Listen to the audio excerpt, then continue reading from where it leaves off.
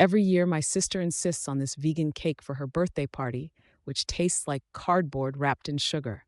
So I thought I'd do everyone a favor and replace it with a decadent chocolate masterpiece.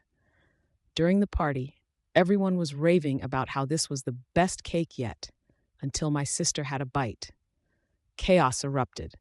Turns out she had recently developed a serious dairy intolerance she forgot to mention. Now she's furious and blames me for her hospital visit. It was meant to be a fun surprise, not a health crisis. Aunt Clara left me her entire estate, but warned me about the candle that burned nightmares into reality. Curious and skeptical, I ignored her screeches of doom from the crumbling walls. After lighting it, shadows whispered stories of a life I forgot. My mother's face emerged in the smoke, demanding justice for the past. In horror, I realized Aunt Clara's estate thrived on unspoken secrets, the family skeletons now animated. Realizing my mistake, I extinguished it, but the echoes of the dead now roam freely. My brother begs me to burn it again to put them back. But is that worse than living in deceit? Muffin is, to me, the perfect pet. Cuddly, quiet, and always by my side. But I've recently discovered she's been sneaking into our neighbor's yard, charming them with her supposed stray cat act and enjoying extra meals. I found out when Mrs. Collins next door mentioned how she was so glad her new stray visitor was eating well now. My husband, allergic to cats, has always begrudged my love for Muffin and believes cats should stay indoors. However, knowing how much joy Muffin brings me, he tolerates her. If he finds out his allergies might have been triggered by Muffin's outdoor adventures, he might insist on drastic measures. I decided to keep Muffin secret, letting her have her independence while I air out the house regularly. But now, Mrs. Collins is talking about adopting the stray. I recently moved into a new apartment complex and found a charming stray cat wandering around. I started feeding it, thinking it was homeless. Ellie, my neighbor, noticed and casually mentioned that it looked a lot like her cat, Whiskers, who had gone missing. I felt terrible, but when I called the cat by its name, it didn't respond. Whiskers quickly curled up on my lap again when I sat down and wouldn't leave. Ellie believes her cat has run away, and my guilt grows with every purr. I've tried everything to coax the cat back to Ellie, but it insists on staying. Now I'm worried if I should confess or continue feeding what now seems like a rogue feline. Ellie seems increasingly sad about her lost pet, and I can't help but wonder if some secrets are better left hidden.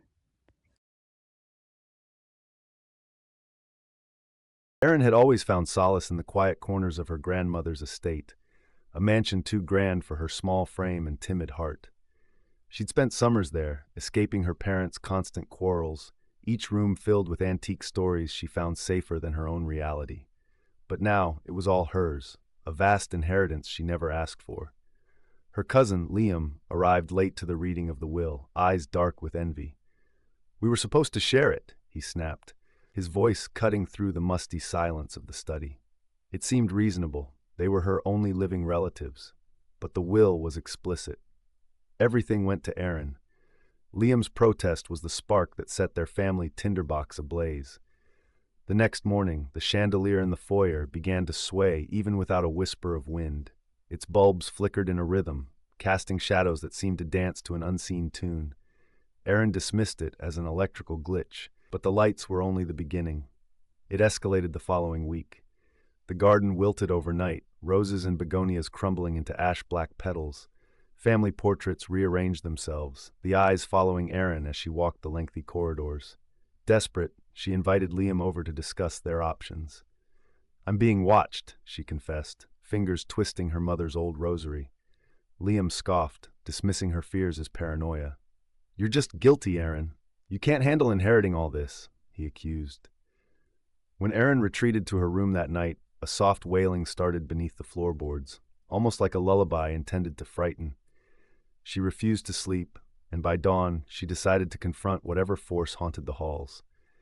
If it was the house itself, she'd have to face it. In the dead of night, she descended to the root cellar, a place spoken of in hushed tones, long out of use. Armed with a flashlight and courage she borrowed from stories of braver souls, she found Liam already there, whispering to the shadows. "You never understood, did you?" His voice dripped with bitterness. "The house chose you, but it should have been mine." A laugh resonated from the walls, a guttural, mocking echo that spiraled into the cool stone. The chandelier above seemed to answer with a jarring shudder, lights flashing to a frenetic beat. Erin felt the air shift, a final confrontation. "It wants peace," she dared, stepping closer to her cousin, "and it's not between just us." They stood, locked in the eerie luminescence, as shadows spiraled up and around, dancing to a tune only they heard. In that moment, a realization. Perhaps the estate had its own desires. Perhaps it had chosen her not for inheritance, but for reconciliation. Stepping back, she offered Liam half, a gesture that seemed to calm the whispers. The morning brought an unexpected calm. Liam accepted her offer. The chandelier dimmed to a gentle glow. It seemed the house itself had heard the resolution. Reflecting on the encounter, Erin understood that some inheritances were not merely material. The true task was weaving fractured family threads back together, even if the tapestry was ghostly and ancient.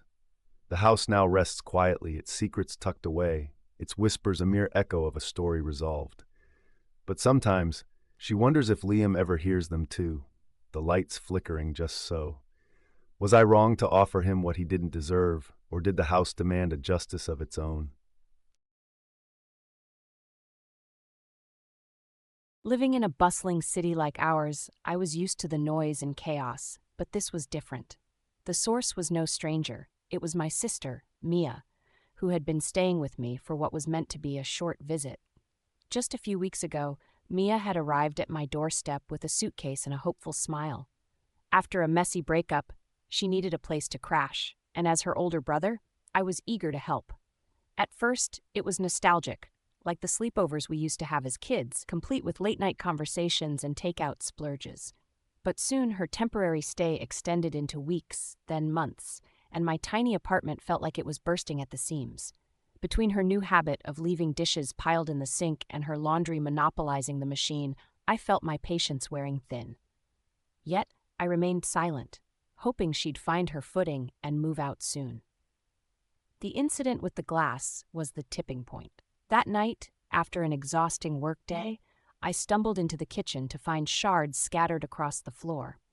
Mia was sobbing, trying to pick them up with trembling hands. She confessed that she had accidentally knocked over my favorite mug, one that our late grandmother had given me. I lashed out, frustrated and fed up. I reminded her of the original 2-week stay agreement, pointed out her lack of contributions to the household, and mentioned how she hadn't even started looking for a new place. The words were sharp and unforgiving. Mia's eyes brimmed with tears as she listened, and in that moment, I realized how harsh I must have sounded. She simply nodded, apologized, and retreated to her room. The next morning, as sunlight filtered through the blinds, I found a note on the kitchen table. It read, "I'm sorry for overstaying my welcome. I found a place with a friend. Thank you for everything." My heart sank. In her absence, the apartment felt unnaturally quiet. The silence was deafening, and I found myself missing her laughter and our shared meals. Reflecting on it now, I realize I could have approached the situation with more empathy. Mia was navigating a storm of her own, and while my frustrations were valid, communication could have eased the tension effectively. So, was I in the wrong for asking her to leave despite how I handled it? Was it unfair given the circumstances? Growing up, my sister Emily and I had a close relationship, built on trust and late-night conversations under the stars. Our parents, though busy, provided us with a stable, loving home, or so we thought. I discovered the truth about our family when I was 16. While digging through the attic for an old photo album, I stumbled upon some documents buried in a dusty box. They detailed an inheritance from a grandmother I never knew existed, one who had left a significant amount of money to my father, with the stipulation that our family would never mention her to Emily or me. I was confused and hurt, but when I confronted my father, he begged me not to tell Emily. He said it was for her own good, that it was a complicated family issue, and she shouldn't burden herself with it. I said nothing for years, watching Emily grow into a bright, trusting woman. That was until last month, when she came to me teary-eyed, confessing that she felt disconnected from our family, like there was something intangible she couldn't grasp. Feeling her pain and honesty, I decided it was time to share the secret. I sat her down and revealed everything I knew. She was shocked. Her tears flowed as the betrayal settled in, the knowledge that a part of our family history had been kept from her. She was furious at our parents, but more so at me for keeping it to myself for so long. Emily confronted our parents that night, leading to an explosive argument. My mother cried, my father yelled, and the walls we had built up over the years crumbled around us. Emily moved out the next day, needing space, and the family dinners we once cherished turned silent. A week later, Emily called. Her voice was steadier this time, stripped of the earlier hurt. She thanked me for being honest, but said she needed time. Our parents, meanwhile, are struggling to deal with the fallout, blaming me for shattering the family image. Reflecting on this, I rue the lost closeness, but stand by my decision to tell her. It was unfair to keep her in the dark, and she deserved to know the truth, even if it risked tearing us apart. Would you have done the same in my situation, or kept the secret to preserve family harmony?